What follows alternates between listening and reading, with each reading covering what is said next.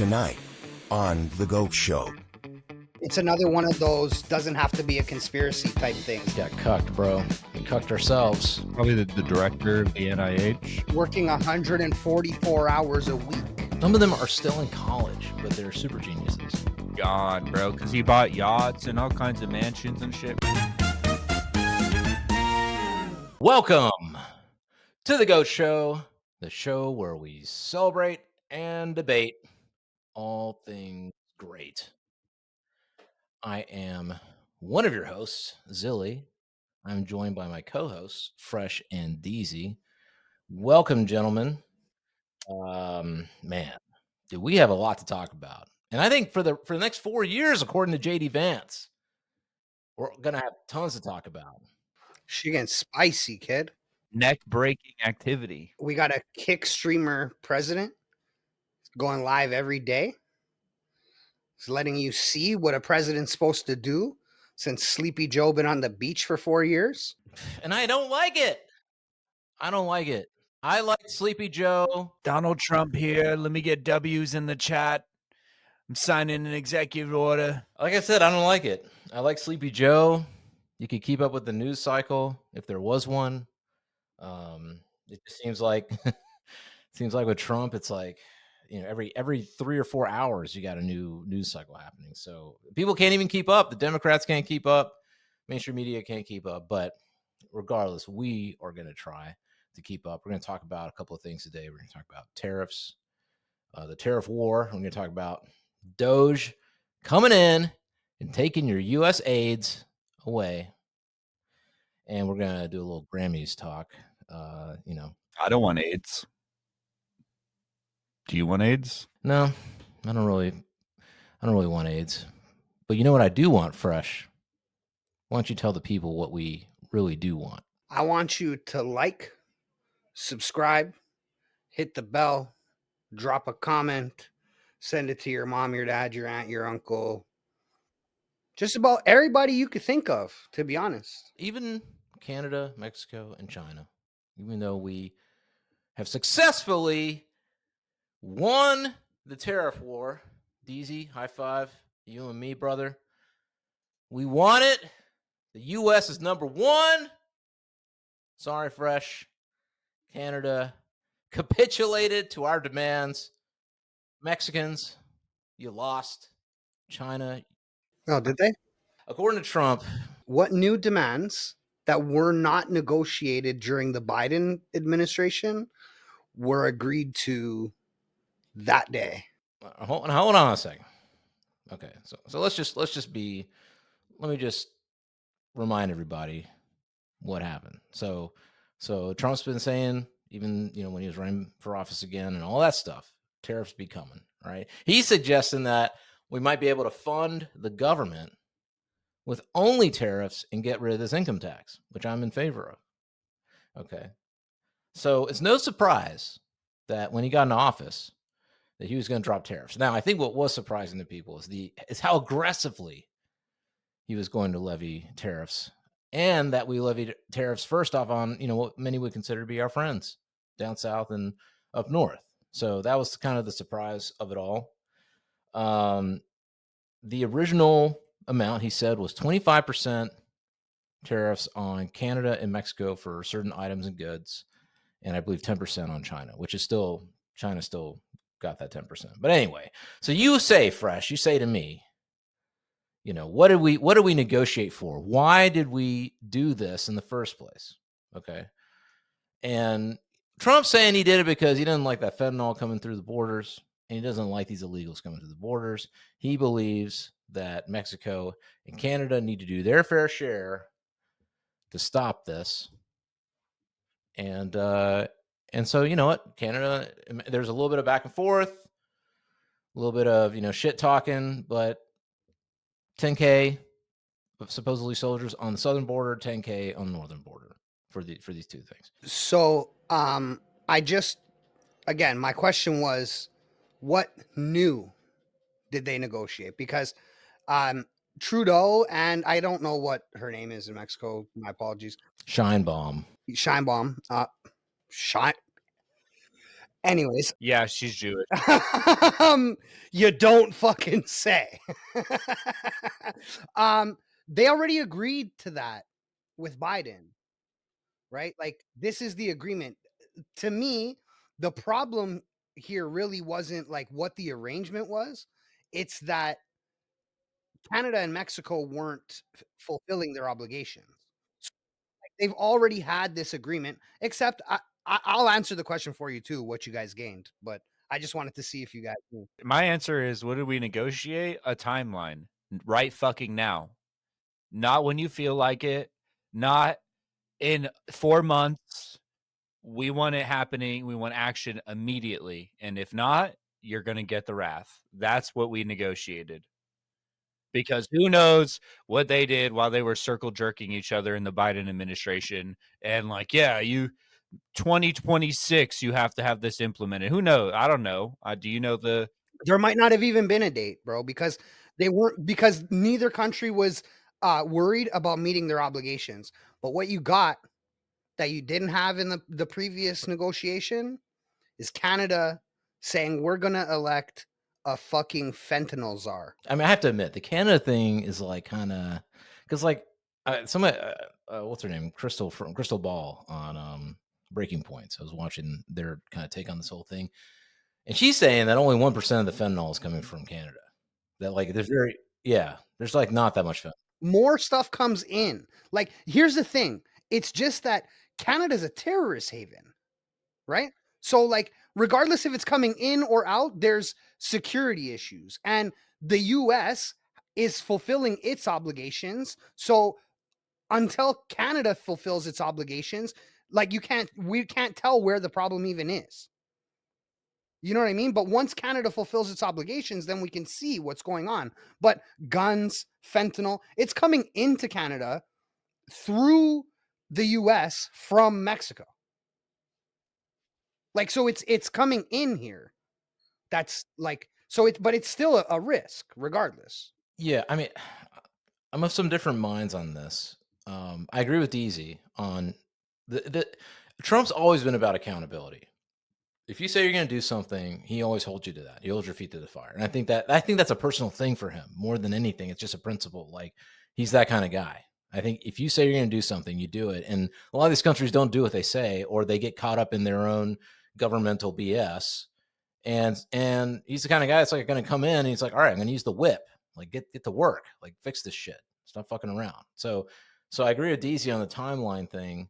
I also think that it's about setting a precedent, just an attitude, right? Like, I think that if you had 4 years of somebody who literally was kind of asleep at the wheels, 4 years of somebody who literally was just kind of moping around and whatever, and whether that's real or not, I don't know. But it seemed like from the outset it was. And based on what people have said, that, yeah, the president was not running the country, or he was kind of, he had dementia, literally. So I think part of it is also coming in and being like throwing your balls on the table and saying like, no more fucking around.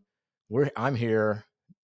New boss is here, and I'm setting the standard, and I'm even going to do it with my neighbors. Like, that's how hardcore I'm going to be about it. I'm even going to tell Canada and Mexico to get it together. You know what I'm saying? So I think that's really more what is going on here. That it's I don't know because.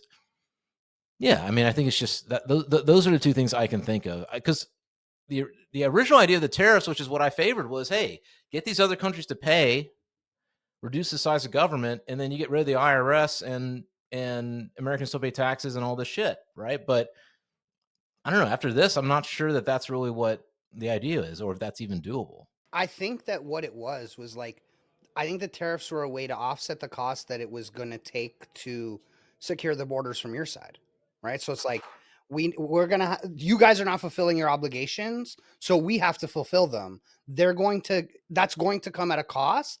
We're not incurring that cost. You are.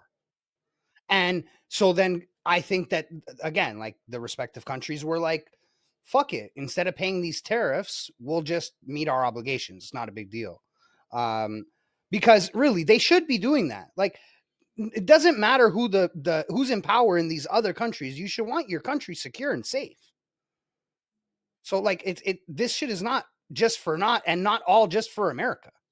You know what I mean? Like I was saying, I actually think that spooking Canada benefits Canada the most, because our problem is guns and drugs coming in from you guys. Well, not from you guys, but from your country. You know what I mean? Like from Mexicans, like from the Mexican cartels, but by way of the US.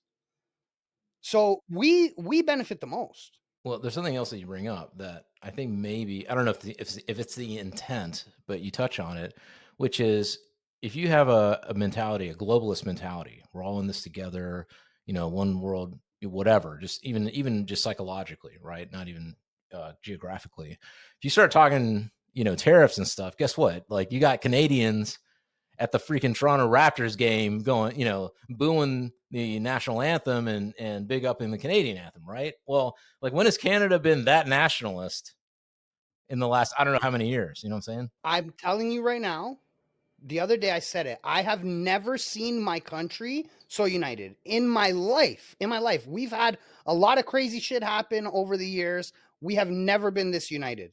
People in the grocery stores telling each other, hey, don't forget to shop Canadian.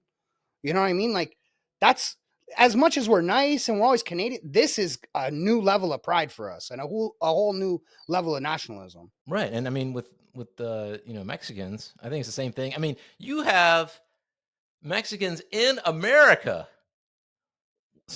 many illegal, but I think a lot legal. I mean, I lived in LA. I mean, there's a lot of legal Mexicans there. You know what I'm saying? Like you got them running around in, the highways with the Mexican flag out, saying, Viva Mexico. So if you want to create a world in which people really value their national identity, I mean, I could see tariffs being an effective way of doing that. I don't know. What do you think, Deezy? I think that in Trump's brain, he's going after the problems and he's just going to do it in the way that he sees fit because no one's ever done it that way before. So with the tariff thing, he probably already had it in his brain that he wanted to make a deal with them he had a goal. And so he achieved that goal, made the tariff deal go away for, 30 days, a month, or 60 days or something like that. Yeah, they have 30 days to show results. Like, I'm sure that they don't expect within 30 days for 10,000 troops to already be on the border, but I'm sure that they expect some shit to be mobilizing within, like, right away. You know what I mean? Obligations need to be met. The day that all worked out, they caught a fucking huge leader of a drug cartel down in Mexico at the border. They caught one and they got into a big gunfight with them. And so literally the day of on the Mexican side, they caught a head cartel member near the border. Like the day that happened, So it's like, if that's what it takes if you got to push buttons to get shit done, then fucking do it. It's fine. I don't care as an American, because if the actual goal is for the benefit of America, it's a big if, because no politician has truly done us right before. So, what can we expect? Then I support it. We should be getting people out of the country that are doing crime. We shouldn't be sending money across a bunch of different country lines to different people to, destabilize governments and fucking pay for like ISIS or, like we shouldn't be funding terrorism through black money. Like, fuck it. Cut all that out. Cut it all out. Stop sending money to people. If it has to be a little tougher because we have to make everything here in the US, and I'm all for that, because in the long run, that makes a better country. If we don't have to have imports, then that means everything that we import is like for pleasure and recreation and just because people want it, and not because they need it. And I believe in that. I think that we should be a completely self-sustainable country, and every country should be somehow, some way sustainable on their own resources. So I'm for it. I'm for it too. I'd rather that than us, sending. I know there's a lot of talk with Mexico. There's a lot of talk of sending special forces in to deal with the cartel. And I'm like, no, like Mexico should deal with the cartels.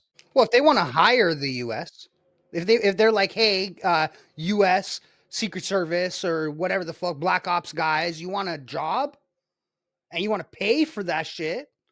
Like, okay, maybe, but even still, like, if they're not busy, you know what I mean? Like, because again, like, this is back to kind of what Deezy was saying is like, people got to focus on home. It's not that we can't help each other, that we can't have trade routes, that we can't have all this shit, but like, bro, if tomorrow something happens to the US, Canada shouldn't die, and vice versa. You know what I'm trying to say? So, I mean, I feel like we're at that point in society where we're all pouring from empty cups. And so I agree. Like, bro, we need to focus on home. I did want to ask you guys though, because we're in, we have, I mean, we got some investments here and there. All right, a little crypto here, a little crypto there. $1 billion was wiped off the books when these tariffs were announced. Now, is this legitimate, or was this just some algorithmic wizardry, or was it just, because it seemed like literally every cryptocurrency at the same time magically, instantaneously dropped like a stone. And It's called a liquidity grab, and it's just market makers pushing the prices to certain points so people who have leverage trades open get liquidated, and then they immediately reverse the price. So that's what happens a lot in crypto, because there's a lot of leveraged money. So if you're going 10x on a trade and Bitcoin 10% down, then you're going to get liquidated for sure, So like if they can create these mass liquidation events every so often, they're legitimately taking money from the markets and putting them back in their pockets without losing any of their positions. So that's what's happening. There's market makers at play, people with huge money, and they'll take the news as a chance to dump if they feel that this is a good time to take the price down. It's another one of those doesn't have to be a conspiracy type things. Like, this is a two things converging. It's related to everything else, right? Yeah. So then you're not thinking like it's market makers. You're thinking it's natural price action, people panic selling. Then you panic sell. They got you out, and then the price is up 20% tomorrow, and then you're stuck buying in at a higher price. It's just the cycle of the market. So that's what happened. That's all that happened. Yeah, they use that news cycle because I don't think that Trump or like those guys manipulated the markets for any reason. You know what I mean? I think more along the lines of what Deezy's saying as well. Like, because there's no logical reason. Like, the same thing happens every other time with a crazy news cycle like this, right? So you would expect the market makers to do this. You wouldn't really like. There's no logic pointing to Trump or the administration manipulating the market. And we're also in a bull market, and things should be more volatile. So like people should understand that like as things go on, every news could either be a pump or dump event. And as that anticipation builds, then more and more people are being invested, and that's more of a chance for the people with the big money to take their profits, scare some people out. Because at the end of the day, if right now, if this was the very bottom in crypto, and I decided I was going to go throw 1,000x leverage long on $1,000, 1,000 times 1,000 on something that's small market cap, and then tomorrow is the golden age of crypto, and I hit 1,000x on my 1,000x. Like if a lot of people have that type of liquidity open in positions, they will probably effectively fuck up the exchange because they're leveraged. So at some point, people who market make are going to take that leverage all the way down to get people to hit a stop loss or just hit a normal area of resistance or support. That like if they anticipate that 70% of people will sell their bag at this price, then they'll bring it there, see how many people they could shake out, and then put it back where it was. Those people come back in, put more money in at a higher price, and provide more liquidity to it. That's just what's happening over and over and over. And that's not just crypto, that's derivatives, that's stock market, anything. and it happens consistently. I mean, these can be amazing opportunities. You know, I mean, for me personally, I won't say what exactly, but when COVID first happened, massive sell-offs, massive crashing. It's the end of the world. Crypto's done. And it's like, you know, I'd gone through that in 2017. So when it happened when it happened for COVID, it was like, oh, now's the time to buy. So I think that was kind of, you know, I agree with you, Deezy. That's basically what happened here. And but my question to you guys though is, you know, what can there be any sort of blame on Trump? I mean, I feel like if he's going to have these tariffs and do his thing, hey, buyer beware. You know this kind of stuff's coming. This isn't going to be predictable. So hang in there. You know, grab your surfboard, surf that wave until, you know, I don't know. That's just how I feel about it. I don't think, you know, you can like look at Trump and be like, oh, he did some great, you know, suddenly insane thing that I wasn't anticipating would happen. It's like, yeah, he dropped tariffs. Like, duh. Like we knew that was going to happen. Bro, he only talked about it for a year before he fucking came into office. Like the fuck? And besides that, like he's also done more than any other person in the world besides maybe like El Salvador's president, or you know, to like further crypto and do good things for crypto. So he's effectively doing super bullish stuff for the market, and then the market tanks. So that's how you know that it's a market maker event. Like that was bullish news. That would bring a lot of people in to buy. People would be like, oh shit, like potential no capital gains, US based cryptocurrencies, fucking no extra SEC regulation. The SEC just dropped a bunch of lawsuits, like they're reassigning lawyers. They're getting away from crypto, new digital assets. We might buy digital assets as a country. That's all so bullish. Like the news on that is extremely bullish. So anybody from the outside as an investor is like, maybe it's time to buy finally, you know, and then they buy Not even just buy, set along. or set along, and then mass liquidation event comes and takes them out, and then, you know, and then gets reset. And the market makers keep all that money that they liquidated pretty much, you know, so it's like that's what's happening there. But eventually there's going to be something that happens that the market makers cannot control, because you got to think about percentages. There's a very small percentage of people in the world buying crypto. If we start adding institutions and banks and countries and every single individual person on the planet, then at some point the volume of positive is going to overweigh anything that market makers could do. And they'll get caught selling and then buying back higher. You know, they'll get caught doing that. So there is going to be a point where it's just going to be up only. Like at some point, it's going to be up only for like months, where every country is announcing a new fund. Each individual state starts buying Bitcoin for their state funds.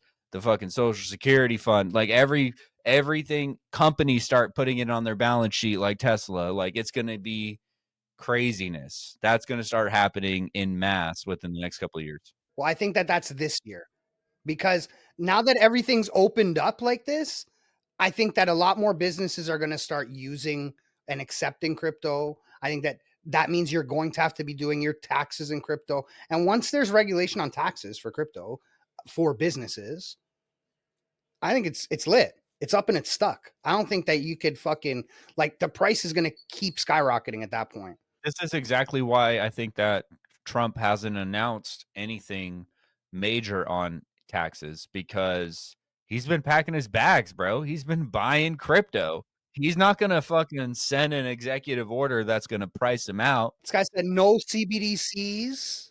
Like, bro, he's a crypto bro. This is the difference. Dude, they've been scooping Ether. They've been scooping millions and millions and millions of dollars of crypto in all different blockchains, just preparing themselves because they know what's coming. It's Barron. Barron's telling him, bro. That's what I think. Barron's like, yo, pack your bags, Big Don. But as soon as he does anything to do with taxes, it's going to be game.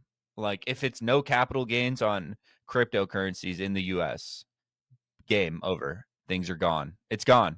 10x on Bitcoin. Even if they want to tax your capital gains, they're going to wait a couple years, probably wait for the next administration to do it, because what he wants is the data right now. So he's going to want to be able to say, do your taxes, no capital gains.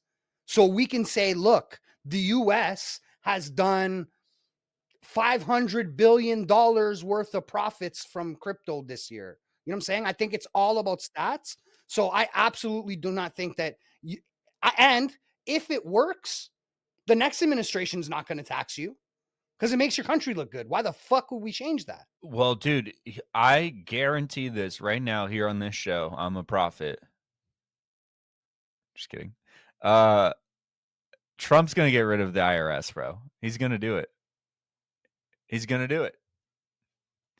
I think he's going to do it. He's been talking about it, and he makes innuendos to like Abraham Lincoln and fucking tons of to JFK, Woodrow Wilson. Like he keeps talking about pre-1913 and before we had income taxes and how we were the wealthy. We had so much money we didn't know what to do, and it was all tariffs. Like he keeps talking about that. So hold on. I gotta ask all Americans a question right now. Americans, what happened to your spirit? You guys kicked the British out over 3%. Where the fuck did you guys go wrong? A message from the Government of Canada. We got cucked, bro. We cucked ourselves. Damn. We got cucked by the Federal Reserve. We got cucked in 1913. That's what happened. And but we're not going to take it anymore. Bro, is it just my conspiracy brain that just thought when you said you got cucked by the Federal Reserve, I was like, yo, we can't say that. Well, we're saying it. why not? We're saying it. You know why? You knows why. Because DOGE is coming for your ass. That's why. DOGE is coming for all y'all motherfuckers. All right? It's coming. And we started already with a little agency that nobody quite knew about. At least I hadn't heard about it. I don't know about you guys. A little agency called USAID. Just aid. USAID. That's what they call it. The United States Agency of International Development. Bro, ain't no developing, kid. You're just giving people money, developing narratives, maybe.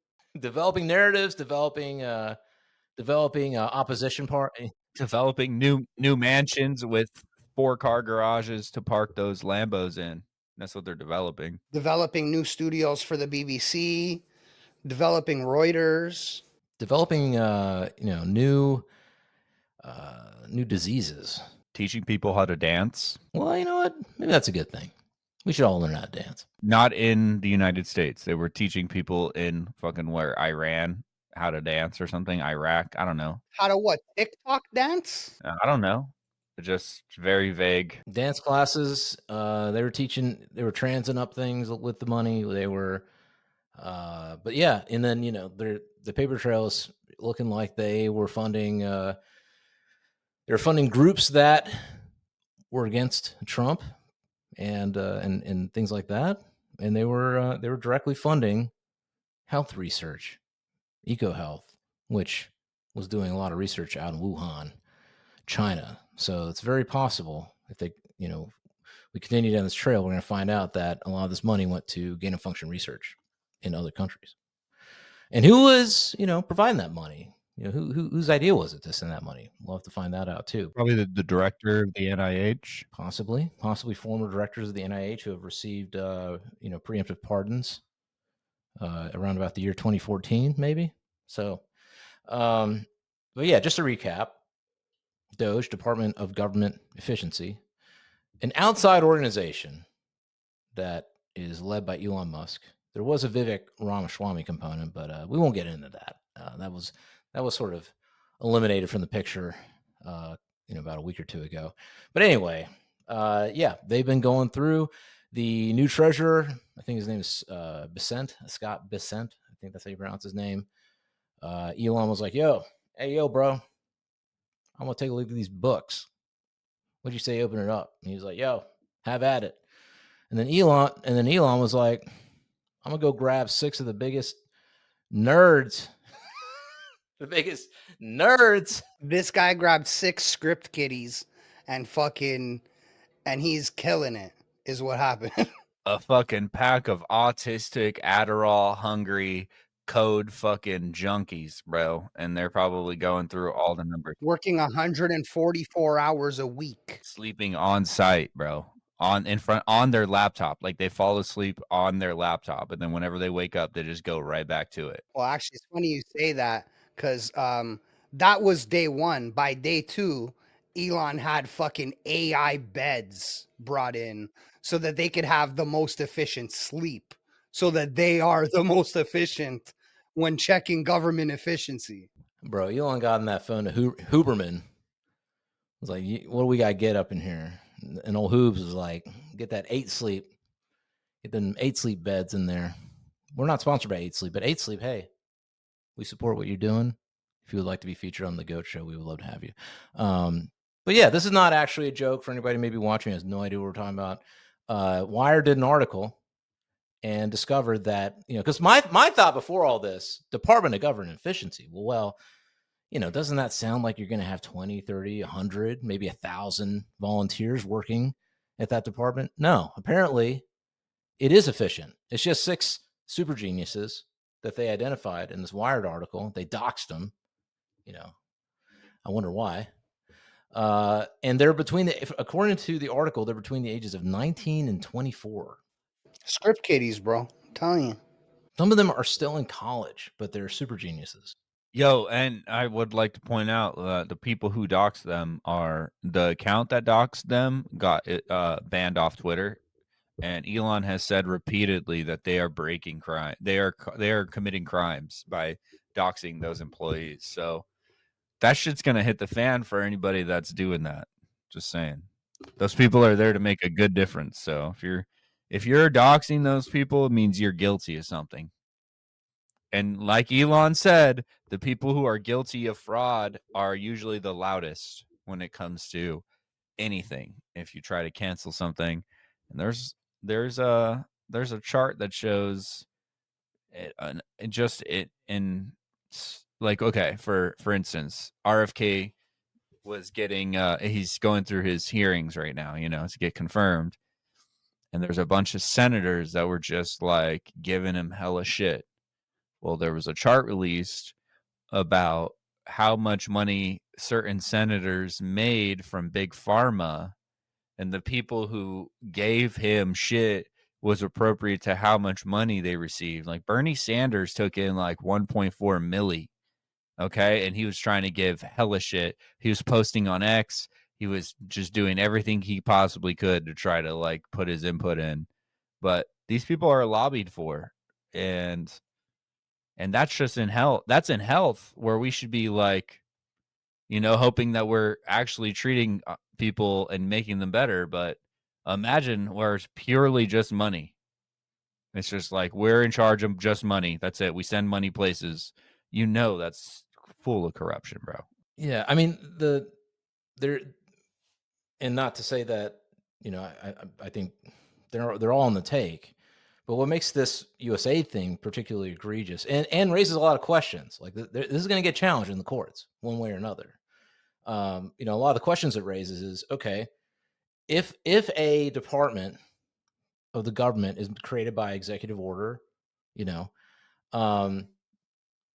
or Congress decides to allocate money, say to like the State Department, and they decide to make this little, whatever.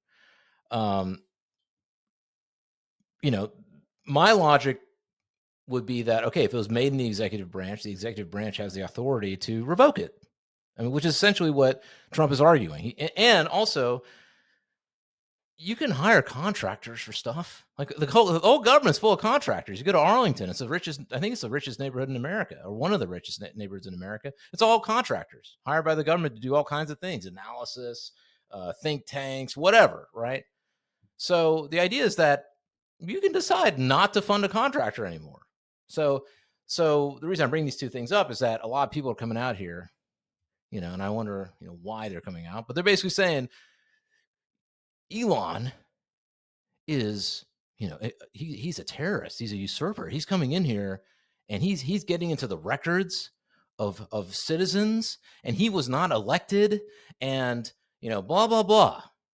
and the Congress or the Supreme Court must rule that he is not allowed to do all this stuff. Who elected the IRS? Who elected the Federal Reserve? Listen, if No. Answer the fucking question. Who the fuck elected the IRS? Nobody. nobody, but the point of this is that if the government entity was not explicitly created by congressional law, then it is subject to removal at any time. So there are a huge list of government entities that were not established by Congress, but in fact established by previous presidents that the president can choose at any time to terminate. Is the IRS one of those? I believe so. Something to consider, but he deputized Elon Musk. Elon Musk is he's a government employee. As much as people don't want to hear that, he is effectively a government employee. He works for the United States government. Sorry, it sucks to hear, but he does. He has the authority to do everything that they've done. Well, here's the thing. He doesn't work for the U.S. government. He works for the executive branch. The executive branch, just like in the military, right? You have the DOD is in the executive branch. Okay, Congress may say, here's the money for the DOD, but the DOD is hiring whoever they need to hire to, Palantir or whatever. They're hiring companies to help them get the job done. You know what I'm saying? Now, there's something to be said for oversight. Sure, who's doing what? But I mean, anybody who knows UAP stuff and all this alien stuff, dude, there's no oversight. I mean, half the time, most of these agencies have no oversight. Nobody knows what's going on, and they're getting untold amounts of money, and then who knows where that money's really going. So all Elon said when he got in was all right, I want to help get this efficient. How do we know where the money's going? How do we know it's going where? Oh, the Treasury keeps a track of all that. Okay, do you mind if I take a look? Sure. That's what Trump said. Take a look. You can't do that? You can't. What is the problem? Bro, again, the president said yes. Bro, even if Elon's just his boy, even if Elon is his golf buddy and they're on the fucking golf course and they're smacking balls and Elon's like, bro, let's make the government better. Let me see those books. Trump can say yes. That's it. It's not that deep, bro. Now he's hired to do this thing. These are all the organizations that were not established by legislation, but through executive action. Okay. So all of these are up for elimination, and some of them have been, and they will be eliminated, I imagine. If not eliminated, severely cut back and focused, or if not handled by artificial intelligence. The EPA, the Office of Management and Budget, the National Security Council, the National Security Agency, Peace Corps, FEMA, the Office of Homeland Security, United States Agency for International Development, Office of the United States Trade Representative, Office of the United States Nuclear Waste Negotiator, Office of National Drug Control Policy, and the DEA. All of those things were created by government executive orders. So all of those things could be effectively cut down or eliminated because legally by DOGE. Just because Trump says so. I understand where you allocate money. I don't know. I would just have to understand if there was any kind of clear allocation by Congress to anything. But my understanding with USAID, for instance, is that there's no clear allocation of there may be an allocation of funds, but there's no clear question of this fund has to go here and this money's going to go there. It's just look, here's a pile of cash. And then we're just going to look the other way. Yeah. So if that's the case, the executive branch has the right to say, to bring in who they need to. I mean, you could bring in Deloitte as an auditor if you want. Okay, whatever. It's just you're bringing in DOGE and you're bringing in this ragtag team of super genius, nerds, who are coming in here and building. And I mean, I think that's what's going on is that they're building a new system. They're taking all this stuff and they're looking at all the mistakes and all the holes that have happened, and they're going to build a new system. Is what I imagine that's going to keep track of what's going where, probably with some kind of blockchain element. Is what I'm thinking. I think that part of efficiency is the fact that I always say, bro, those computers are running on Windows 3.2. Half the screens are black and green. and it's just letters, and they're fucking huge. Like, you know what I mean? You can't run a modern government on like last era's tech. It just doesn't make sense, right?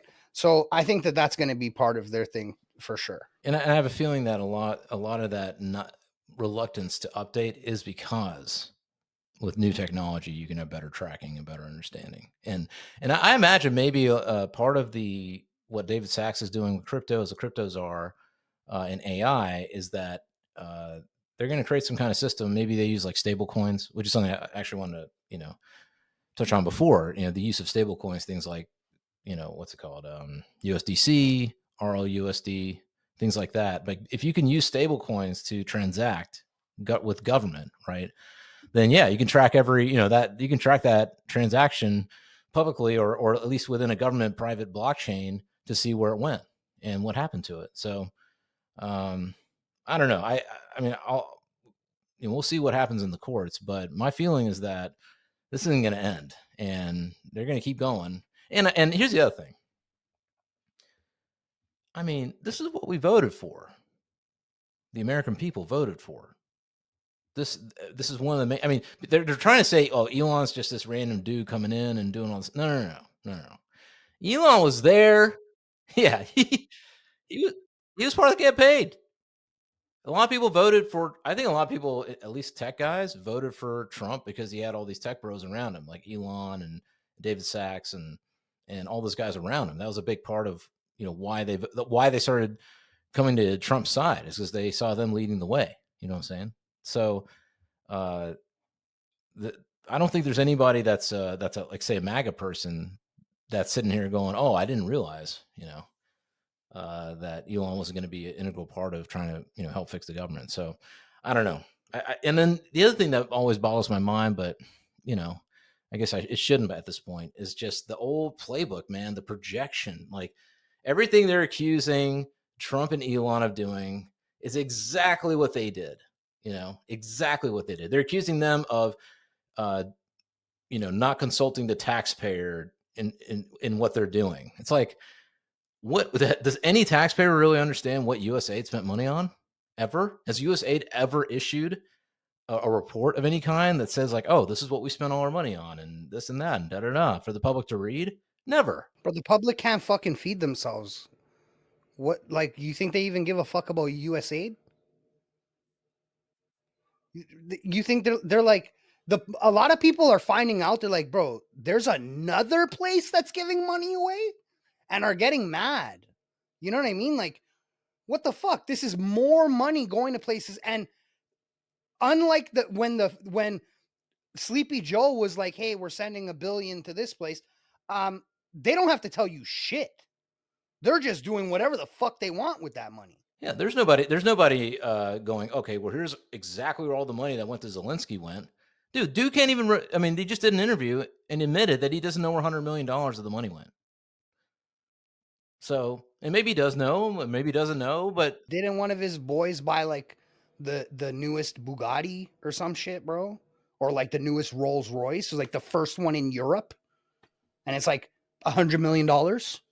Oh, just so happens $100 million gone missing, and this $100 million car comes out. Oh, no way. Oh, sorry. I think it's 100 billion. We might need to look that up, Deezy, but 100, I think it's 100 billion. Or 1 billion. 100 billion? For what? How much should we send to Ukraine? Bro, Ukraine is one of the most corrupt countries in the world. And we know it. So sending them money is just, I don't even know what to call it. Like, so egregious. Yeah, he said he couldn't account for 100 of the 177 billion he was sent. Insane, dude. Bro, more than half the money's just more than half the money gone, bro, because he bought yachts and all kinds of mansions and shit. A lot of it is black ops type shit. A lot of it is pay this oligarch in a circuitous way does something for someone back here at home. There's a lot of that kind of weird stuff as well. So yeah, I'm not even Democrat. Anybody in the government is going to get up and be like, "Oh, Elon's this unelected bureaucrat who's coming in to like, do all this stuff." Like, all Elon's doing is like looking at the records and going, "Hey, this looks shady. Hey, this I don't know, President Trump, you may want to cancel this thing. It looks like this is dumb.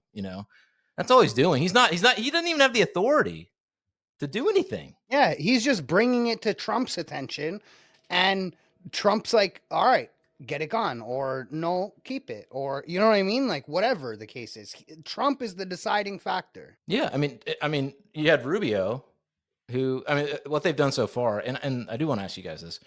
I mean, right now what's happening is it's been brought to Trump's attention, so now it's being USA is being folded into the State Department. It looks like, and Rubio is kind of in charge of it now. So, but my feeling is just like they should just cancel the entire department, get rid of that shit. Like, why do you need it? Just okay, fine, give it to the State Department. If you're going to give it somewhere, let's hand it over to the State Department. If they're dealing with foreign policy, then yeah, there you go. You know what I'm saying? Like, why does USAID need to exist at all and have its own separate entity at all? It makes no sense to me. Yeah, USAID can just send a group of 4 people to take 4 desks over there. Why do we need a USAID? Why is the Treasury Department not in charge of where money goes? Why do we need a separate organization? What is a job, Grok? Tell me what is the full job of U.S. Treasury? To store the money and make sure it knows what's inside the treasury. Government revenue collection, payment management, national debt, economic advice, sanctions, financial institutions, banks, mint, foreign exchange. They already are doing all of the shit. Why do we need a fucking separate entity to manage money that we send to other people? We literally have a money management fucking thing called the Treasury. It's what they do. Bro, it literally should be 4 guys at a desk in the Treasury Department.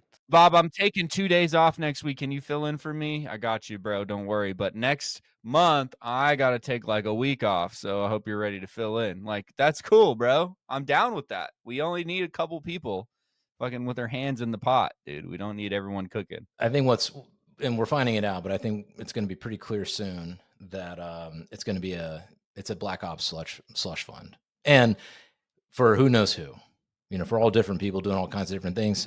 This interview with Rubio that was there that he did today, he basically said as much, that we don't know if these things that are being spent, the money that's being spent, is in service of the actual vision of the State Department. Like, it could actually be subversive to what the State Department is trying to do. And they don't even know, because they don't even know that the money's being spent in the first place. So, I agree with you guys. So I just don't think it should exist at all. Just let the State Department do the foreign policy shit. And why do these things even exist in the first place? Bro, State Department can talk to the Treasury if it needs money, bro. That's it. If the State Department needs money for foreign shit, talk to the Treasury. Treasury's got the money, bro. They're going to cut you a check, or they're not. They're going to tell you, no, you're not allowed to have the money, or yes, this is in service to what the fucking country is doing right now.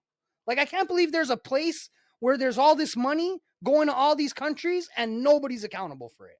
That's fucking insane. And when it comes to accountability, the way to make it to where it is today, right? All of Americans are struggling. We all have fucking issues about all kinds of shit. And who do we blame? Right? Who do we blame? The reason why we don't know who to blame is because they've broken down the blame into so many categories that there is no accountability within our own government. So if there are 4 motherfuckers in charge and something goes wrong, you can bet your ass that those 4 motherfuckers are going to have their head on a stake, because they are accountable. And when you have you got 10,000 people accountable for a department, it's like, how do you hold somebody accountable or up to standards when you have so many people? Let me ask you guys, are we going to see any accountability? Do you think motherfuckers are going to get found out and actually prosecuted and sent to one of these El Salvadorian prisons? If what they did is illegal, I think they're going to go to jail for it. I think that all cards are going to be laid on the table with this shit. Like, government efficiency is going to go through everywhere and make sure there's no little rats and spiders hiding in the corners. And if one of those spiders or rats committed crimes, the Hague for you, kid. Depending on the level of crime and what it has implications towards and what their true crimes are, when you add everything up, then some of them probably should be sent to Venezuela. Like Dr. Fauci, crimes against humanity, potential treason, lots of different shit. And the whole group of people that supported that knowingly, and all those people, send their asses out of the country. The person who shoplifts $40 and gets caught, like, we don't need to send them to Venezuela. Maybe they need a little time in jail and they'll change their ways, or maybe they won't and then they'll end up in jail again. The country that's offering to take our most hardened criminals, any hardened criminals from anywhere on the planet, is El Salvador under Bukele. And he basically met with Rubio and he was like, yo, we already got these massive prisons here that we put all our own people in. If y'all got some bad ones you want to send down here, if you got some baddies you'd like to get rid of out of your court system, we'll take them for a small fee that's beneficial to us and cheap for you, you know. And he said any other criminals that we have, Trenta Agua or whatever the hell, from any other thing, we'll take him here. If they're serving life already, then fucking send them, bro. If it's a cut and closed case, no fucking chance that there was any chance that the evidence was skewed, because that's another thing. Our Justice Department is also fucked, and there are a lot of people that get falsely accused of doing crimes that they did not commit, and they get charged for it, and the case gets closed, and they spend years appealing, and then finally they're released. So that needs to be changed. But if for sure, 100%, no doubt at all that someone fucking murdered somebody and they're spending life in prison for that, then send them away. Why the fuck do they need to be here? I would like to think that if you're a criminal and you are convicted, although they would, based on what you're saying before, some people would argue, well, you never know, somebody might be innocent. But I would have to say, like, if it's pretty clear that you are like a crazy killer and you did something wild or rapist or whatever, I almost feel like you lose your constitutional rights. I mean, am I crazy for saying that? Like, you do. You can no longer own a gun. There's a lot of things that you can no longer do once you become a felon in the United States. So yes, you do lose your constitutional rights. yeah, so send them on a vacation down to El Salvador in one of those hardened. I think here's the thing: if you committed a crime, you're going to get sent down to El Salvador with some real motherfucking criminals. I'm talking cartel motherfuckers and like insane, like real MS-13 gang dudes and all that kind of stuff. I think it's a deterrent, man. You know, I ain't going to drive drunk that night. All right. I ain't going to get caught with a, you know, whatever. And then that's where I disagree. Like, people driving drunk shouldn't be sent to El Salvador, right? Like, here in Arizona, listen. Arizona is fucking the harshest in the country when it comes to DUIs. It's a zero tolerance. Zero tolerance. If you get pulled over and you have alcohol or anything in your blood, they'll take your ass for DUI. They can. There's not like I only had a beer, my blood alcohol level. No, there is none of that in Arizona. If your blood alcohol is 0.02, 0.001, they'll take your ass to jail if they want. So, and that's the law here. And that's a pretty good deterrent.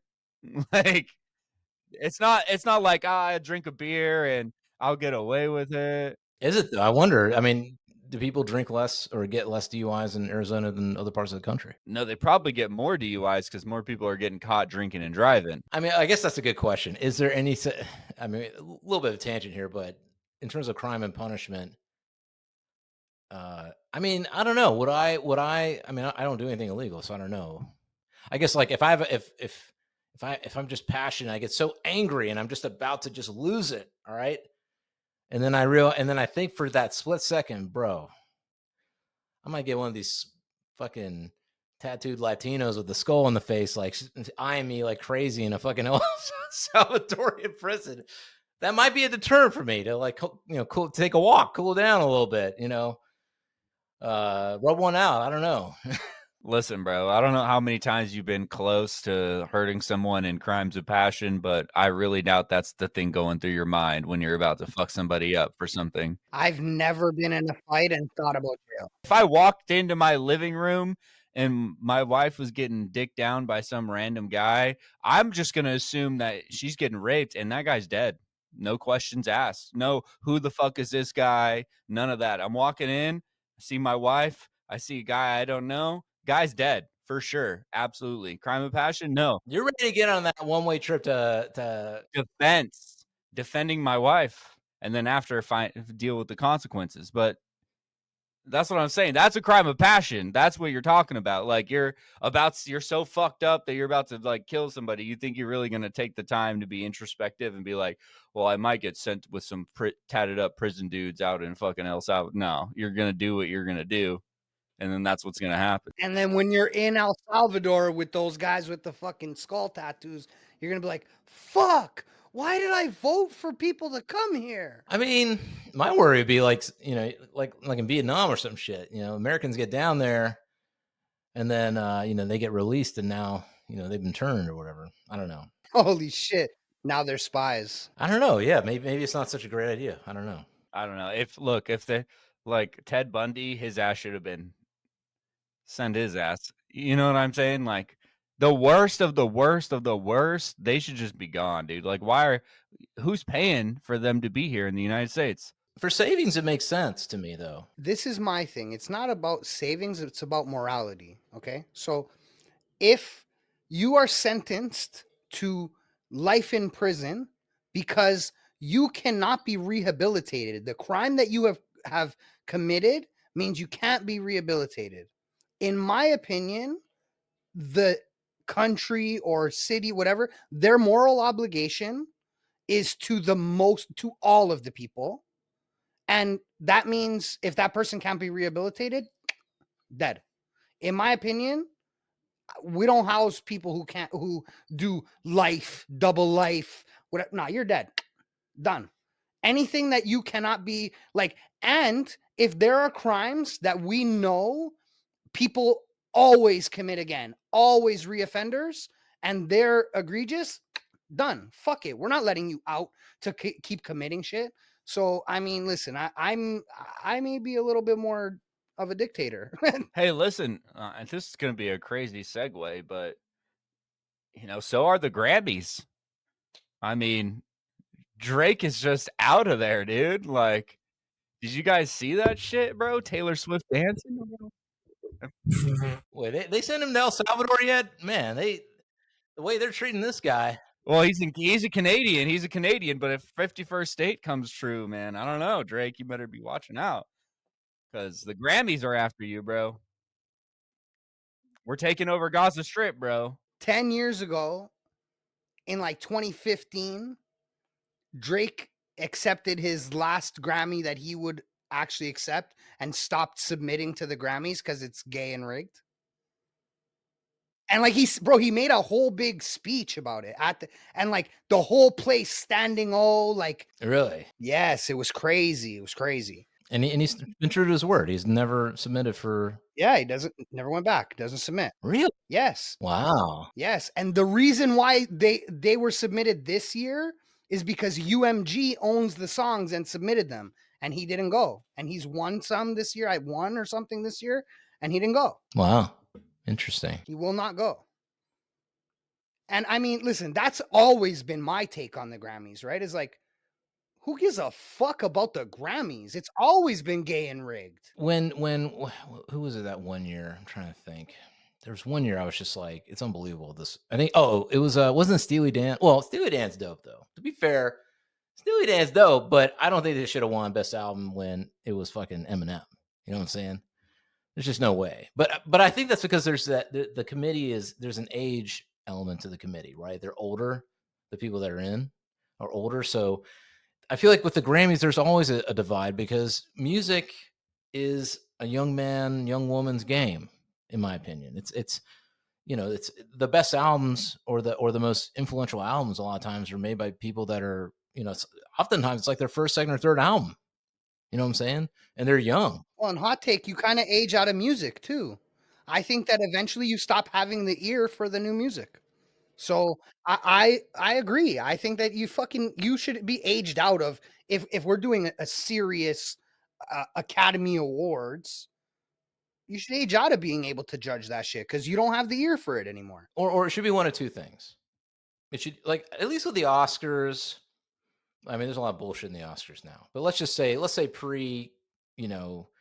pre-progressive insanity Oscars, right? Pre-Trump Oscars, right? There are common things with movies that you can look at and come to a certain conclusion, right? Like you can look at the writing, you can look at the storytelling, you can look at cinematography and tell when something is really beautifully filmed. You can look at editing and understand that like editing is done a certain way. So like I think when it comes to the Grammys, something I'm always interested in are the producer Grammys, which actually don't happen at the main event, which is really what it really should be, because the producers are the ones that are making the music for all these different artists. It should be producers, videographers, like, you know what I mean? Costume fucking design, makeup artists, like the people that are actually doing art. Most of the records of the year, I mean, this year's a little different. So it's not like we'll get to that in a second, but most of the records of the year are not written by the artists that are performing them. They're written by Max Martin and some Swedes, majority of the pop songs, and then a whole team for all the rappers, like an entire team of people, in the studio before they get there, and they might add a word or two and then, rhyme it. You know what I'm saying? Like, so. Hey, bro, from somebody like involved in that industry, I'm gonna tell you, a lot of these rappers, when they get in the studio, they are fucking trash, kid. Those engineers are magicians. They turn these guys who sound like into fucking banger tracks, bro. Like I've seen it. I've witnessed shit where I'm like, bro, ain't no way we getting out the hood with this one. And it's a banger because of the engineer. So, I mean, why the fuck aren't we recognizing the real talent in this shit? Yeah, especially now. Like maybe back in the day, you could say an engineer or a producer was more supplemental to like a band or a performing artist. But like now, it's like the engineers and the producers are the ones making the music. They're the actual music people that are creating things and doing things, learning the new tools, learning the new plugins, whatever that is, to create the new sound. And the producers and engineers make the music again way more than the artist at this point. The artist is a vessel for those producers and those engineers to like who develop a fucking song. Like those vocals are at this point a very small part of what they do, and they take the like the raw vocals are a very small part of what they do. Like they take those things and completely fucking transform them. So, I mean, yeah, it's insane. I don't know. The Grammys to me have always been it's just a popularity contest. I do like seeing who the producer of the year is, because I think that's really the actual, real creative, in the mix. But I mean, I like that about the Oscars. If the movie wins, the producers go on stage. Like, fair enough, But yeah, yeah, for all those reasons, I usually just don't care about the Grammy. I never really have cared about the Grammys ever. Honestly, that's just, I don't think there's ever been a time in my life where Grammys really were, something special. MTV Music Awards, I would watch. The Much Music Awards, I used to watch. The Grammys, I never gave a fuck about. The Oscars, like you said, I used to watch for, movies and shit like that. But like, yeah, the Grammys have always been trash. I'm gonna take this a little deep, but Grammys, it's just grammar, which is just a grimoire, and that is a book of spells. It's a textbook, typically of magic, with instructions on how to create how to create magical talismans and amulets, perform spell charms, divination, how to summon or invoke supernatural entities such as angels, spirits, deities, and demons. Grammar, grimoire. What you're saying is, when Jaden Smith shows up on the red carpet with that black house hat on his face. So for anybody who doesn't know, didn't watch the Grammys, which probably is a lot of people. If you look at the red carpet, there were kind of two stories in the red carpet, in my opinion, that were like the big things. The first one was Jaden Smith, son of Will Smith, brother of Willow Smith. We won't mention the other witch. Showed up looking glum. All right, a man of his privilege and status shows up looking glum with an actual castle, a black castle, as a mask. In other words, you could see his face, but it was a hat. I don't know, hat mask. I'm not sure what the symbolism is. I don't know if you guys know what the symbolism is. I'm gonna tell you, I looked into the symbolism, and I couldn't find anything personally. However, while I was doing that, I had my own kind of like aha moment. I think the black house on his head with the black suit represents that there is a darkness over his home, over his family. Ooh. I'm looking into it right now, and it makes some crazy sense when you start getting into conspiracies. All right, let's talk about it. What's the lore? The brand, let's see, it brings to life the Abodes is who made the castle. They bring to life mythical creatures. As per the brand's Instagram, Jaden's castle aims to combine the mysterious elegance of Transylvania with modern designs inspired by Transylvanian history and the vampire legends of Bathory. Oh, we talking about we talking about blood. We talking about adrenochrome. We talking about vampires, Hollywood vampires. I'm just saying, the vampire castle, they literally call it the vampire castle headpiece. It's not just a fashion accessory, a symbol of eternity, sensuality, and resilience. It reminds us of our understandings of origin, the need for personal renewal, and the courage to remain steadfast in our dreams and ideas. Bros. Jayden just fucking weird, dog. Jayden just a fucking weirdo. I was about to say, There's no symbolism. He just a fucking weirdo with a house on his head. at what point is a creative just allowed to be a creative? Put a house on your head, it don't mean nothing. It ain't no devils and all that. Although in this case, if that's the description you're giving Deezy, then okay, maybe. But I'm just saying, like, at what point can an artist just be an artist? It's not my description. That's the description from the brand that made the castle. That's what they said that it's supposed to represent. So it's not speculation. Yeah, but like Jayden is a weirdo. Like you think Jayden read that shit? Nah, bro. He's seen that. He's like, is that a castle hat? Bro, I'm wearing that to the Grammys, dog. Like, are you crazy? You know, maybe I like Jayden. You know what? Maybe we've gone too far with all this deep meanings. Although he could have gotten a different colored castle, but then it did match the tux. So I don't know. If it had been a red castle, we would have said it was like blood. If it had been a yellow castle, we'd say it was pee.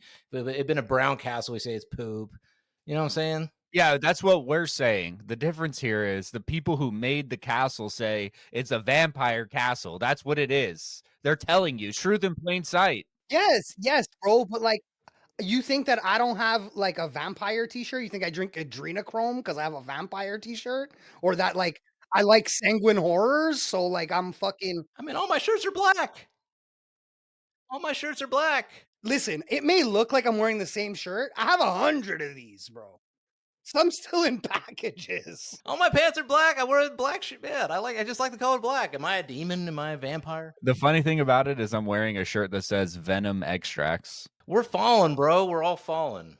All right. We've all been taken by dark spirits. We are the lost, kid. I don't know. It may have been a humiliation ritual, which brings me to the next kind of debate about the red carpet. Good old Ye. Good old Ye. But you know what? I think in this instance, dare I say, Ye was not the biggest star of this duo. I believe Bianca Censori, his flame, his inspiration, his love of his entire life. He proclaims his love for her on Instagram publicly, regularly. Some say she might even be his handler, his witch, because before her, he was Christianed out. God was his partner. You know what I'm saying? And then after her, man, I can see why though. I mean, dang, you know what I'm saying? Dang. I think Kim turned him. Yo, listen to this, bro. Okay? Listen. I reversoed her last name Censori, and it literally means censorship. In what language? Like Italian? Italian, probably. Censori. Well, listen, I mean, for anybody, I don't know, nobody knows about this, but if you haven't been on the internet, Bianca Censori, interesting character, supposedly very smart, helping Ye make these drones out in Saudi Arabia. Apparently, MBS is handing him $100 million to make these drone houses. But apparently she's like a qualified architect and all that kind of stuff. Very creative. But she has a penchant for going out in public with very, very, very. What do you even call it? Skimpy? It's not even skimpy. It's just see through. There's nothing. She got nothing on. She ain't got nothing on except a piece of cloth. There ain't nothing there. Does that not ring some kind of like bell? Like her last name means censorship and she's uncensored. She's the opposite of her last name. Like she's literally naked everywhere she goes. It's the opposite of all right, hold on. I don't want to paint Kanye. Inversion? Is that what you're suggesting? Yes. What is above is below. As above, so below. Like either way, what I'm trying to say is, what if Kanye is doing the same thing that certain powerful people do to other individuals when they get into Hollywood? So he's her handler. That's what you're saying. Well, kind of, yeah. Like he's not MK Ultraing her, but like humiliation ritual. You could be down with the club. You could ride with the gang. Well, look he reverse engineered. He's like, look what all these people who have had this done to them did for the people who did that to them. And look how far they were willing to go to maintain this secrecy about their actions in behind closed doors. What if he's just trying to reproduce that to make sure that this time he's not getting Kim Kardashian and it's the other way around, and he makes sure that he's got someone that's like really down to ride because of what happened to him in the past? I'm just making speculation here. I'm throwing it out. Okay. I think there's a couple of scenarios here. Okay. There are a couple of scenarios. One is what you're kind of talking about, that this is some kind of weird humiliation ritual type of thing that's going on. But to be fair, if it is, it's been going on for a while because she's been running around naked in these streets since like she met Kanye. You know what I'm saying? Like for the last, I don't know how many years, 5 years or something. Like, you know what I'm saying? So it's a long ritual. I don't know where it's leading. If you're doing that much ritualizing, then I mean, Lady Gaga only did 2 or 3 years of wearing the meat suit or whatever. You know what I'm saying? So, I don't know. I don't know where this is all going. If she's going to be the queen of Hollywood. The amount she's been, if this is a humiliation ritual, that's all I'm saying. It could just be that, she kinky like that. I mean, or she doesn't care. Free spirit, bro. Like I don't give a fuck. Free spirit. And Ye's the kind of guy that I think he's the kind of guy where if you're around Ye, because he is so free spirited and just does whatever he wants, that when you get around him, you kind of do whatever you want as long as he's cool with it. You know what I'm saying? And I don't know. I'm not really, I don't think I would want my other half, my better half, running around naked in these streets. But, some dudes are into that. They like to, they like to exhibit their, I don't know. I'm just saying, like, if maybe they're just kinky like that, and we should just accept it. And that's just what they do. I don't know. I mean, I talked to my wife about that, and I said it could be that she just wants to be that way, and that's what she wants to wear, and Kanye's down with that. But I do want to point out that, damn, bro, she's only 25 days older than me. She's born January 5th, 1995. She's 30 years old. God, it's so weird when I hear people were born in the 90s. I'm fucking old, dude. And Kanye was born in 1977. He's almost 20 years older. He's 18 years older. He's pulling a good old Leonardo. No way. Leo wouldn't have looked at Bianca for the last fucking. He's pulling a conservative Leonardo. Yeah, I mean, I don't know. I don't know what to make of it, to be honest. And maybe it's just time to stop figuring it out. Like, she want to run around with her titties out. Well, one theory I had is that we've had so much of the transing the last, I don't know how many years, that here you got a bona fide woman, big booty, big titty, naked woman. You know what I'm saying? We're back, baby. Maybe it's that time. Maybe we're back. You know what I'm saying? I know he's supposed to be Christian now and all that, but sometimes you got to enjoy what God created. You know what I mean? Be reminded. I think he just likes to make a spectacle, right? And I'll be honest with you. I also think that if it was Kim, they would have just told her, just keep the fur coat on. Yeah, that's true. Kim's $1 billion woman, bro. She don't need to do nothing. Yeah, but for Kanye, they should have done that. I'm just saying. Well, interestingly enough, though, the first female Yeezy piece, which I think is designed by Bianca, was just released. So, You know, looks like Kanye might give Skims a run for the money with Yeezy. You know, we'll see. But and I will say this: the website's dope, man. Have you seen the Yeezy website? It's nice. I got to get whoever designed the website. Shout out Yeezy website designer, wherever you are. It looks nice. I like the flowing cloth when you roll over things. It's cool. It's a good site. So I'm looking at it, and it really does fit what he's going for. Like, so basic. You know, you literally show up on the site, and it's just like all of the products. There isn't like a scroll bar. You don't have to click to see the next product. You don't do anything. You just literally scroll, find the product you like, click on the product you like, and then that's it. Like once you're clicked on the product, you can scroll through the other products. So it's so minimalistic, which is exactly what he's kind of going for, you know? So it really does fit his brand. You're right. yeah, it's and everything's $20. So that's fantastic. Are we toasting to the Yeezy website designer? Is that our first toast? I mean, we're gonna, but sure. Hey, hey, let's Yeezy let's Web. toast them. It might have been Kanye. Who knows? Could have been. Bianca. Kanye does like to do stuff himself. So it very well could be him. It's a beautiful site. You know what else is a beautiful site? And this is gonna be debatable because we just trashed the Grammys and all that shit. But this Sabrina Carpenter, man. I mean, her performance, Bro, I don't want to hear it, bro. I don't want to hear it. I think she looks like a little boy. a little bit of a throwback, a little bit of a, you know. She's a tiny little 13-year-old kid. No, she's an adult. She was drinking out of a flask, so unless she's doing something illegal, but I don't know, man. It was a nice little throwback. It didn't feel trashy. It didn't have any satanic imagery, from what I could tell. You know, nice little performance. She's 25 from Quakertown, Pennsylvania. MAGA, bro. MAGA back. MAGA back in the Grammys. Sabrina Carpenter, I'm with it. I support you. Don't do the devil performance. All right, you don't got to do it. She was homeschooled, bro. But she talks a lot of sexual innuendo in her performances, just saying. No, all of her music is about infidelity, not sexual innuendos. So there's a difference. She says some stuff, bro, in her performances.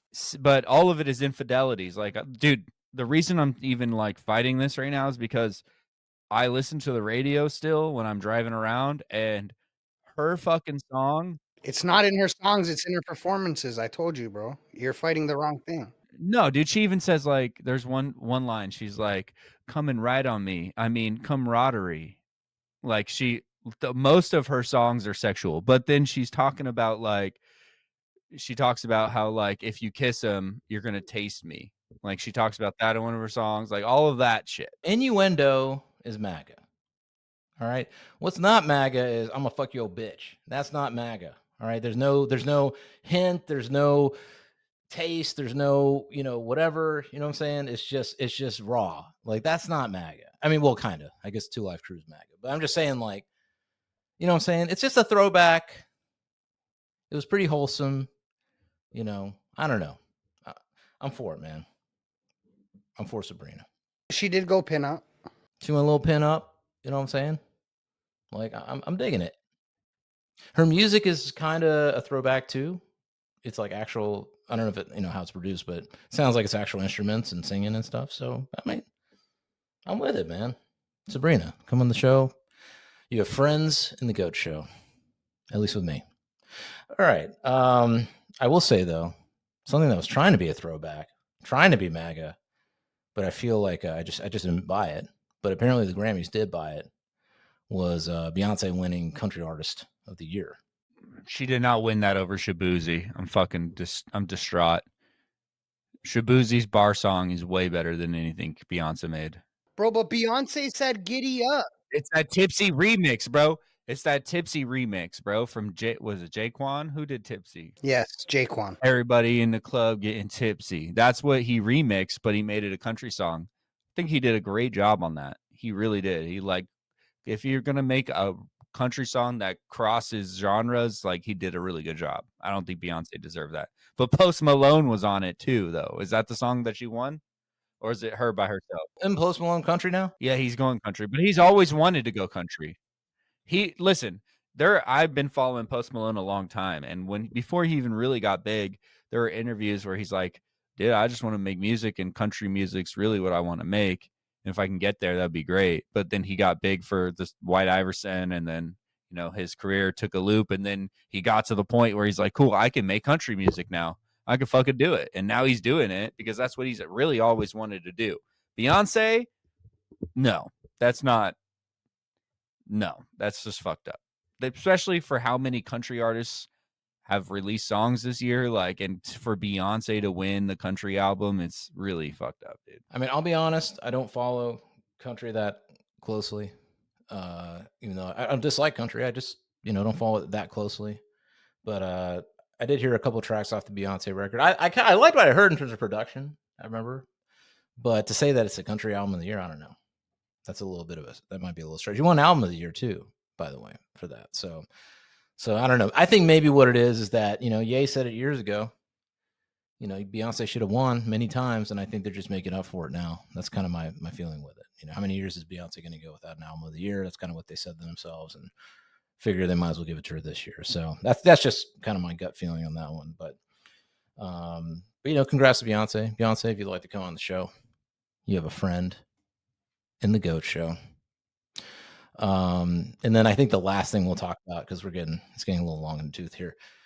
Not Like Us, one record of the year. I think everybody knows how the GOAT show feels about Not Like Us. I don't know if we even need to talk about it. I mean, I've just heard it way too much, man. And if Taylor Swift is backing something, I mean, you lose a lot of whatever kind of hood credibility you got going on. So, Bro, Dr. Dre, the serial woman beater, high-fiving Lucian Grange at the fucking Grammys when Kendrick wins in a song where he calls another man a pedophile with no proof is fucking diabolical. I'm just saying, if that wasn't pushed by the machine, then that wouldn't be there, bro. Like, you wouldn't, like, Hit 'Em Up wouldn't win a Grammy. Like, you know what I'm trying to say? Like, just imagine Tupac winning a Grammy for saying, "That's why I fucked your bitch, you fat motherfucker." It's not gonna happen. It's not gonna happen. It's disrespectful, and I'm not surprised in the Grammys because they are disrespectful and are the machine, and Drake's going against them. So it is what it is, bro. But I think that them high-fiving, Taylor dancing, all that shit, it just proves his point. And I think that those video clips are gonna look nice in court, bro. Just saying. considering that Hollywood is most likely filled with pedophiles, being celebrated by a room full of pedophiles for calling another man a pedophile is pretty funny. I mean, well, look, Drake was willing to take the smoke, literally, as the British like to say. With the cool, I like that jacket that he wore in Australia. It's pretty fucking cool. Bullet holes with the smoke coming out the back. I don't know if we can insert that or whatever. We'll put it in the show notes, but I thought that was very cool. So you know what? Looks like he's taking it as best as a man can. Drake's not sweating. At the end of the day, none of these celebrities are sweating over celebrity beef, bro. They're chilling in their infinity pool, drinking fucking Moscow mules, smoking cigars with naked women around them. None of them are worried about any of that. No, man, no. Drake's in there, just why do they hate me? He's moping alone. He's not moping. He's so happy, bro. When you see, bro, he's lost weight. He's in shape. He cut the braids. He's chilling, bro. I don't know. To me, he doesn't seem worried, bro. The person that came out the best out of all of this, J. Cole. Because he stepped away. Disagree. Nah, that was gay. Pick a side, pussy. That was gay. Nope. No, pick a side. Pick a side. Saw where it was going. He saw where it was going. And now you got neither of them. Now both of them think you're a bitch. It's fine. He's still in his own. He stayed in his lane, bro. He's chilling. He rose above it, Fresh. He was above it. That's what I meant by none of these multi-millionaires give a fuck, bro. This is hip hop. There's no above it. Get in there. The fuck? If what you're saying is true and none of them are bothered, everybody chilling in their infinity pools with the thing, get the fuck in there and show your bars, bitch. What the fuck? That's crazy. Nah, he backed out and that was gay, bro. I think that he should have just picked a side, regardless of who it was, even if he rode with Kung Fu Kenny, get it, bro. All right, what if he picked his own side, said fuck both of y'all, I'm the best. Fire. It should have been if all three of them were going at each other, that might have been really cool, actually. That would have been gangster. Yeah, bro. That would have been for you know what I mean? Like something for the history books. Well, hold on, hear me out now. He might have gotten a bag for ducking out, so that the two, and wouldn't that make sense? You're like, I want my horse to win, whether it's Drake or Kendrick, and you got this other dude in the mix. I think you're muted, Fresh. Bro, getting a bag from fucking to sit out, like, bro, that's whack. I take a bag to sit out. I don't gotta do nothing. I get paid. You're a bitch. That's crazy. That's crazy. No, bro. Like, listen, if you're my dog, you ride with me. We made a song together, right? Then they came for us. They didn't just come for Drake. He fucking mentioned the song by name. Kenny mentioned the song by name. First person shooter, talked about both of them. You're my dog, and then you're like, you know what? Respectfully, I'm gonna let you handle it. Bitch move, bro. Again, like, to me, it's like, say yes. Listen to this, and this is like end of sentence, right? J. Cole is signed through Dreamville, which is distributed through Interscope, and that's a unit of Universal Music Group. Kendrick is signed through Interscope, and that is, again, Universal Music Group. Drake is signed with Universal Music Group through Republic Records. They're all signed for the same motherfuckers. So at the end of the day, that whoever's in charge sees all this shit before it comes out and hits the radio. The real winner of the beef is Lucien Grange.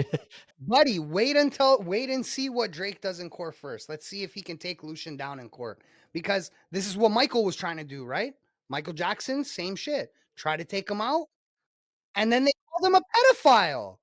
And like, the problem is Michael had way more things that were like, why is Emmanuel Lewis sitting on your lap? And like, you know what I mean? Like, there was way too many things, right? Yeah, but like, bro, it's the playbook. It's kind of crazy. Like, every time someone comes to get out of a contract and get their masters, you're like, hey, look at the pedophile. I mean, a lot of people talking shit about Drake for doing the lawsuit. I mean, we've never really talked about it. And I don't know if we should do it right now, but but I can see parallels. Like maybe it's legitimate beef. I mean, if people are paying for plays and all that, I don't know. I think we're kind of getting, unless you want this to go 2 hours, but I think we should probably just maybe we'll save it for another day. I mean, listen, I'll just say this. I think that the suits are legitimate, and you know what I mean? I think that hip hop normally celebrates when people go after the man, and this whole thing is really fucking weird. And that's really my whole take on it. We don't need to do an episode. We don't need to whatever. That's all of it. We did touch on that before. So if anybody out there is wondering kind of our take on the beef itself when it was happening, you can go back to earlier episodes of the GOAT Show and see what we thought. Some of our takes were controversial. I will say that.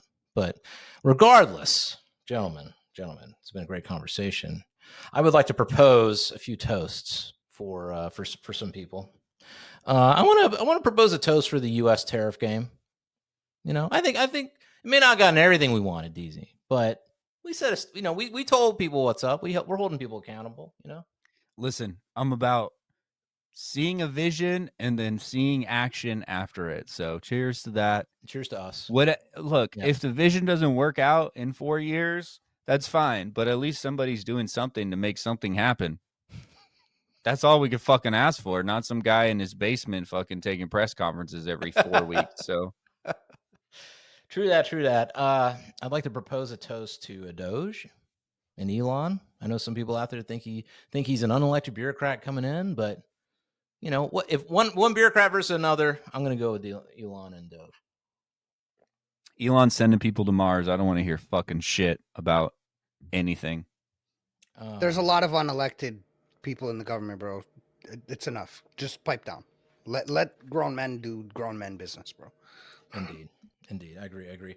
I wanna toast again to Ye's, whoever designed the Yeezy website did a great job, and I wanna toast to Bianca bringing back hot naked bitches in popular culture. Cheers to that. You want to know what a woman looks like? Check out the red carpet with Bianca. I'm tired of Netflix having just ding dongs everywhere. You know what I'm saying? It's over. Like, no more of this, like, okay, you got your years of male, whatever. It's over. All right. Back to naked bitches. You know what I'm saying? Yo, cheers to Kanye for Matt Walshing the red carpet. And he said, you want to see what a woman is? Cheers to Kanye. Cheers. Okay. And I have some pouring one outs. Trudeau and Shine Bomb, sorry. Pouring one out for you. Pouring one out for both of y'all. You lost the tariff game. It was a good effort. It was valiant. You tried your best, but we just came up a little short. We didn't even talk about Schumer, but I'm gonna pour one out for Schumer. All right. Not only is he losing the USAID, freaking propaganda game, this guy was saying that the tariffs are going to cause Corona and avocados to be, to go through the roof for the Super Bowl. And none of that happened. Yeah. We'll put it in the show notes. We didn't even get into that. So he's losing all around. So Schumer, pour one out for you. USAID, of course. Pouring one out for USAID. And you know what? I'm just going to have to do it. The Grammys, you got to start making the producers and the engineers and the actual music creators. You got to give them more of a prominent place before I'm going to watch it. That's just all I got to say. Fuck that shit. That pour one out means you're dead. You're cooked. Don't come back. You heard? X is going to make a fucking Real Music Awards. Don't come back. You heard? X gon' give it to you.